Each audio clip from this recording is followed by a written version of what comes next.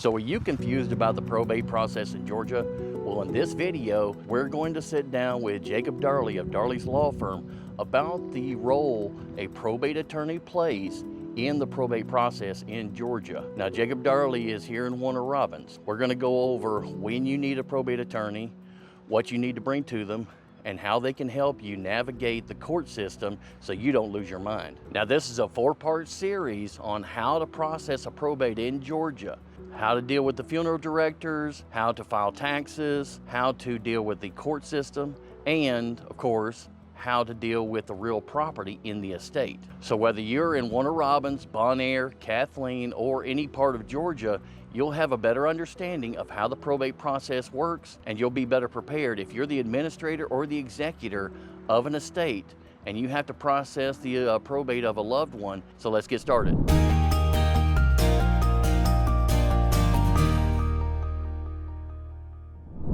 Hey guys, I'm Chris, your real estate problem solver in Middle Georgia. If you have a probate that you need to process and you don't know what to do, we offer probate services like handyman, cleanup crews, we have estate sales professionals, and we also have a network of probate attorneys and CPAs and accountants that can deal with the filing of taxes of the estate. So let's get started with the interview with Jacob Darley. All right guys, so we're here with Jacob Darley at Darley Law Firm. So you do attorney services in Warner Robins area. Let me ask you, if my mom died and I'm either the executor or the administrator of her probate, of her estate, where in the probate process would you be involved in? Sure. I'd like to point out before we start our discussion that we're discussing this hypothetical and that what I'm going to say would not be legal advice for you or any of the viewers, and that no attorney-client privilege is being formed by what we talk about. Of course. So if you came to me with a deceased mother and you were the son, there's 3 times you might would approach an attorney. Okay. Either at the beginning of the process, if you need help, if you're concerned. You know, a lot of probate can be handled by yourself sometimes. You know, if it's a simple probate, the courts are very low-key, the probate courts, and they encourage self-help. But many people find it daunting, and that's when you would go find an attorney. Now, when you say at the start, are you talking about immediately upon death, or are you talking about after the funeral? Where in that process? So it's important to get started quickly, but not so quickly that it would not be my concern immediately following somebody becoming deceased. I would encourage people to spend time with their family, to handle final arrangements. A lot of times the funeral home will file any life insurance to pay for their fees. Mm-hmm. So you don't need to immediately contact an attorney, but once you've had your ceremonial stuff, grieving process, then I quickly approach an attorney if you're concerned. Yeah. Okay. So once we get to the point where we need to call an attorney, a probate attorney, what kind of documents, what kind of paperwork would we need to have ready? Sure. I'd like to close out that first point, however. The other times you might approach an attorney would be if things became more complicated. If you tried the self-help and it became too complicated for you, then I would immediately contact an attorney. Maybe if you start to have difficulties with other family member, there's disagreements, okay? And the third time you'd want to contact an attorney is maybe you have done it yourself, but you want somebody to review and file the paperwork for you. Then that's the third time that you might contact the attorney. But if you've decided to go with an attorney, then as soon as possible after the ceremonies. So you mentioned self-help and doing it yourself. So is there any case where somebody would try to do it themselves and they would end up causing you more problems than just doing it all? Well, I don't think that you could cause irreparable damage by doing it yourself. I think typically what happens is somebody attempts to do the probate process, they become overwhelmed, and then they will contact an attorney.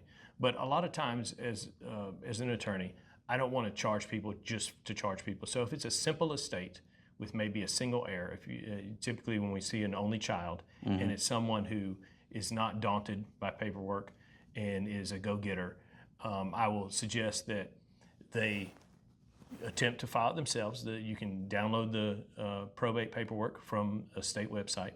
It comes with instructions. So in those scenarios, and people want to save some money, I encourage them to do that and maybe send it to me to review before they file, and I would charge them less money. But I would become involved in the process when they needed to handle the real estate or the assets. Okay, good. Yep. All right, so now as for the paperwork, what kind of paperwork or what kind of documentation would they need to have ready before they come to see you? Well, this is the most important part because things have a habit of disappearing. So, immediately upon somebody's death, I would want to collect any will, if there's a will. You'd want to collect a list of assets, any real estate deeds that you find you would want to secure. You would want to secure any insurance policies. There's often instances where there's heirs that are unknown to the heir that's taking care of the final preparations for the deceased. There may be children that they don't consider heirs because they haven't been in touch in 30 years, or they could be half brothers, half sisters. We run into this quite frequently. Are they still entitled to something? They would be in many cases, depending on whether there was a will or not a will. So it's important those heirs have to be contacted. In the case of a will or in the case of no will, the heirs have to be contacted. So any kind of contact information that you find is also very helpful. So family contacts, insurance, checking accounts, assets. Assets, lists of assets, and also a will or any previous wills or any codicils, which is amendments to wills. Can a previous will, even though it's outdated, can it still be helpful? Anything that is a will, you would want to secure in case somebody tries to challenge and brings the older will claiming that it's the will. Yeah. All right, so now that we've already gone through the attorney's part in the probate process, where would they go after this? So after the probate has been completed, you would have identified the assets.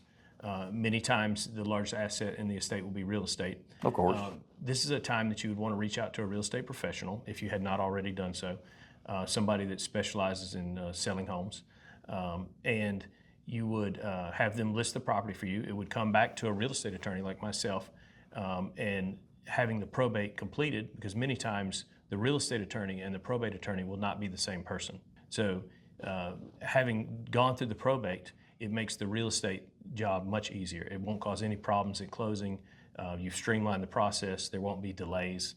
Because the probate process can take some time. You have to send notices to creditors, which is weeks of legal ads, and it just streamlines the process. If you've already got the probate ready, and then you contact your real estate professional, they know that you have the legal ability to sell it, and then there's not going to be title issues or unknown heirs. Okay. So with that being said, let me unpack that a little bit. So once during the probate process would an administrator or an executor have the right to sell the property? So that won't happen until they get what's called letters testamentary in the case of someone with a will, or letters of administration in case of somebody that died intestate, meaning without a will. So once those letters are issued, then you would have the ability to enter into contracts. Okay, so then you could sign a contract with the real estate agent. You could sign a contract with potential purchasers. So you do have to get the letters first. Okay, so once the administrator or executor gets the judge to bless them, then they pretty much have the authority to deal with the real property as needed. Correct. There's different levels of authority that the court can assign to the representative of the estate. So in the case of an executor, the will lay out whether they need court approval to sell an asset, or whether the asset will have what we call a specific devise. So for instance, in your hypothetical where you were the son, if there was a will and the mother left the house to the son, then the deed would need to go to the son before it came out of the estate to close that loophole in title, that hole in title. We want to complete the chain from the deceased to the heir, and then the heir could sell. Okay. So if it's already been willed to a specific person, then it would have to be deeded to them before anything else can happen with the property. Have to is a little strong, but yeah, that's how we would do it cleanly, is we would deed it to the heir, and they'd get a stepped up basis for their taxes. They'd get the property at the current market value. Oh, okay. Okay, so if the mother had bought the property 30 years ago, for a fraction of what it's worth today, rather than getting taxed on all that gain, they would get what's called a stepped up basis. Oh, okay. And we'll go talk about that when we have the video on the final tax returns with the accountant. Good to know. So now with the, if I'm an administrator, which means there is no will, the judge gave me his blessing to be the petitioner, or as the petitioner, would he interject any restrictions or limitations on having the authority to sell the property? So the probate process, many people believe that the probate court directs the entire process. And for the most part, the probate court is hands-off. Once they've either decided that a will is the will, or they've given letters of administration, they are pretty much, they're not monitoring the whole thing. So they rely on others. If someone, maybe other heir that had disagreed with something that was going on, may bring that before the court, okay? But so the court, during the administration process, which is what we're talking about rather than an executor under the will. Right. As an administrator, when you file your administrator or when you have your attorney file the probate for letters of administration, then the heirs, all the heirs are notified, and they can grant certain authority to the administrator, that the administrator requests the authority to sell. And sometimes the court requires the court's approval to sell. Okay, so they can go ahead and get the transaction started, and then they just have to go back and get approval. Right, and many times if there's minors involved, then there's guardians, appointed guardian ad litems, which would basically tell the court, we believe this is in the best interest of these minors, or it is not. Okay, so a minor could actually inherit a property. Yes, that I always appreciate it when a minor does not inherit property. It makes it much easier. It's a little bit difficult for a minor to take care of a house. Yeah. All right, well, I appreciate it. Is there anything else that you can think of that would be helpful or useful for somebody that's going through a probate? Well, I think the important thing is to act quickly after the funeral, to collect all the documents that are needed. It's always difficult, no matter how close a family is, there's always conflict when someone dies and there's assets involved. I've found that litigation is not the way to solve these things. I think that's the best advice I could give, is to maintain a cool head, get an attorney involved, let them help you through the process. It will be stressful, and try to get along. Try to get along, yeah.